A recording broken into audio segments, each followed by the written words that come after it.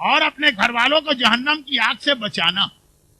جو میں نے کہا نا کہ نیکی کا شوق دلاؤ, میں نے نہیں کہا, امام کا چوتھا جو وہ رسول کے گھر میں آپ کو نظر آئے گا. شوق دلواؤ زبان سے نہیں ہوتا ہے.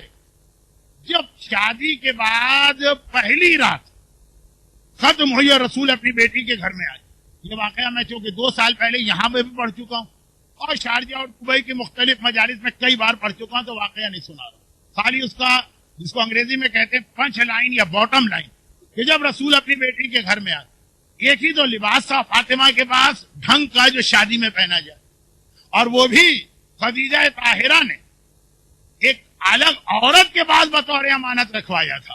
نعوذ باللہ میرے اس جملے سے توہین رسالت نہ ہو جائے, یہ بھی رسول کے پاس نہیں رکھوایا تھا, ایک الگ عورت کو کہ بس ایک تو میری خواہش کہ جب میری بیٹی اپنے شوہر کے گھر جائے تو ایک لباس تو ڈھنگ کا ہو, یہ اس وقت میری بیٹی کو میری جانب سے تحفہ دے دینا.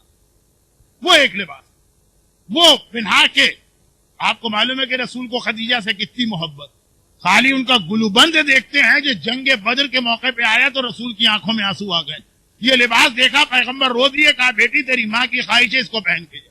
اور اگلی صبح جب پیغمبر پہنچے نماز فجر کے بعد بیٹی کے گھر میں, تو دیکھا کہ بیٹی وہی پھٹا پرانا پیبند لگا ہوا لباس پہنے ہوئے. واقعہ بڑا مشہور. پیغمبر نے کہا بیٹی ارے آج ابھی شادی کی پہلی رات, 24 گھنٹے بھی نہیں گزرے. جو علماء کہتے ہیں مستحب ہے کہ شادی رات کو, تو اس کے لیے 2 دلیلیں لاتے. ایک رسول کا عمل کہ رسول نے فاطمہ کو رات کے وقت رخصت کیا.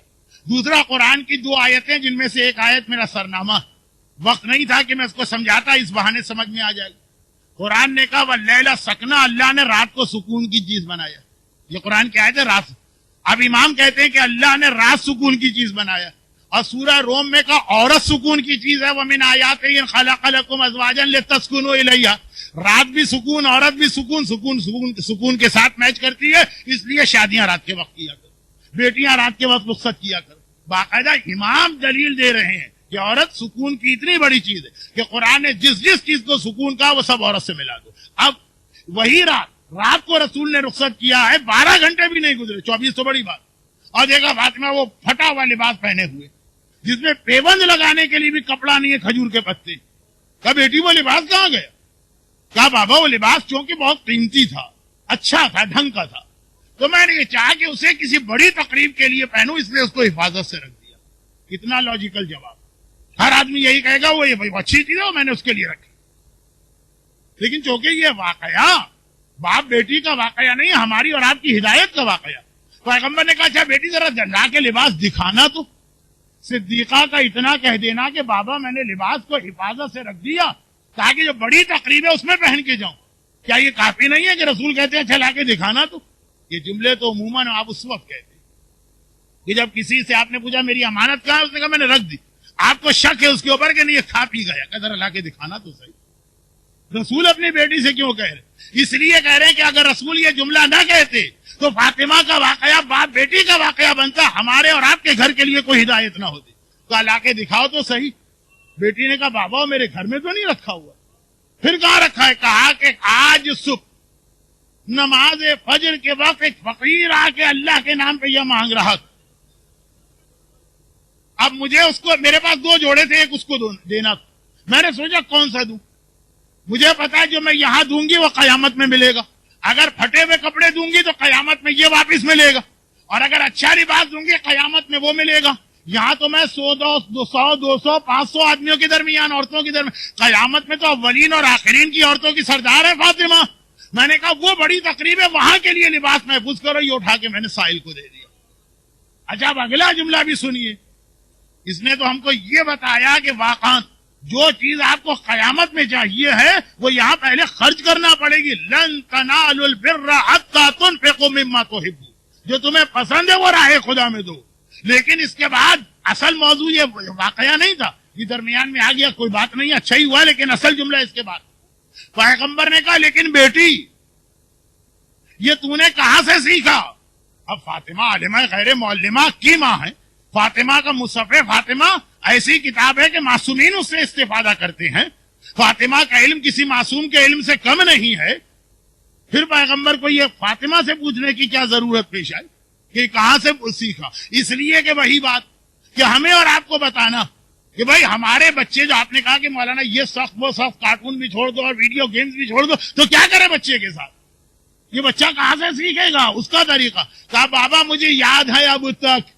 فاطمہ یاد کی بات کر رہی ہے، علم کی بات نہیں کر رہی.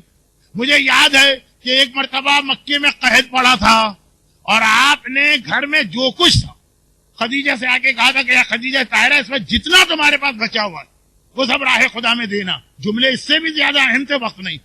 تو خدیجہ طاہرہ درہم و دینار کے اتنے بڑے ڈھیر رسول کے لیے قربان کر دی کہ اس کے پیچھے کھڑا ہوا 6 فٹ کا حبشی غلام نظر نہیں آ رہا. اتنا اونچا وہ ڈھیر تھا، درہم و دینار کا غلام نظر نہیں آ رہا. پیغمبر یہ چیزیں، یہ درہم و دینار بوریوں میں بھر کے لے گئے اور فاطمہ کہہ رہی ہے مجھے یاد ہے اب تک. اور فاطمہ کی ولادت ہوئی ہے اعلان نبوت کے 5ویں سال. یعنی یہ ساری دولت ان کافروں پہ خرچ ہو رہی ہے جو خون کے پیاسے ہیں، کوڑا بچھانے والے، راستے میں کانٹے بچھانے والے ہیں، سر پہ کوڑا پھینکنے والے، لیکن پریشانی میں ہے تو رسول یہ لے کے گئے. جب واپس آئے فاطمہ کہتی ہے بابا مجھے یاد ہے.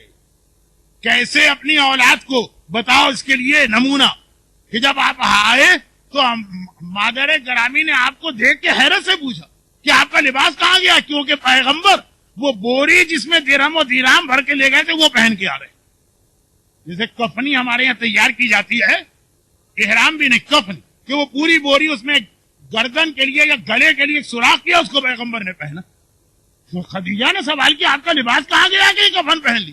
کہا جب میں نے سب دے دیا تو آخر میں ایک پریشان حال آیا کہ مجھے دیر سے پتا چلا، اب مجھے کچھ دیجئے تو کچھ تھا ہی نہیں. اور آپ نے اماں سے یہ کہا تھا کہ خدیجہ اب میرے سامنے تھا، میں نہیں، آپ نے اس وقت کہا کہ میں نے اپنا لباس دے دی. تو اماں نے کہا کہ جب آپ خود یہ بوری پہنے، بوری اس کو دے دیتی. تب آپ نے یہ کہا تھا کہ خدیجہ میں نے سوچا کہ مجھے یہاں اچھے لباس کی ضرورت ہے کہ وہاں پہ ضرورت ہے. تو یہاں تو مکے کے 500 آدمی ہیں، وہاں اولین و آخرین کے انسان ہیں. جو چیز وہاں چاہیے تھی وہ میں نے سائل کو دے دی. بابا آپ ہی کو میں نے دیکھا، مجھے اب تک یاد ہے باپ نے عمل کیا، بیٹی سے کچھ نہیں کہا، ایک جملہ اپنی بیٹی سے نہیں کہا. لیکن یہ ماحول گھر میں بنے گا تو پھر وہ اولاد نہ کارٹون سے بگڑے گی، نہ ویڈیو گیم سے بگڑے گی. رحمتک یا ارحم الراحمین وصلی اللہ علی محمد وآلہ الطاہرین.